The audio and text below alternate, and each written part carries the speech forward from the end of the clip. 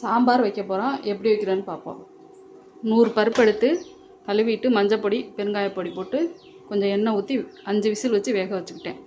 இப்போ காயை வேக வச்சுக்குவோம். காய் போட்டுக்குவோம்.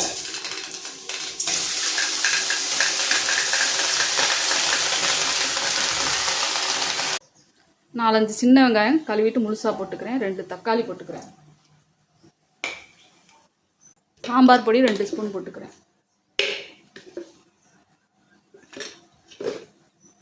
வெறும் மிளகாய் பொடி 1 ஸ்பூன் போட்டுக்கிறேன். உப்பு தேவையான அளவு போட்டுக்கிறேன். தண்ணி ஊற்றி காய் வேகட்டும். புளி இந்த அளவுக்கு கழுவிட்டு ஊற வச்சுக்கிறேன். காய் வெந்துருச்சு. பருப்பை ஊற்றிக்குவோம். கரைச்சி வச்சா புளியையும் ஊற்றிக்குவோம். சாம்பார் கொதிக்கட்டும். சாம்பார் கொதிச்சிருச்சு. தாளிச்சுக்குவோம். சட்டி காஞ்சிருச்சு. எண்ணெய் ஊற்றிட்டேன். எண்ணெய் காஞ்சிருச்சு. கடுகு சீரகம் போட்டு தாளிச்சுக்குவோம். சாம்பார் ரெடி ஆயிடுச்சு. கொத்தமல்லி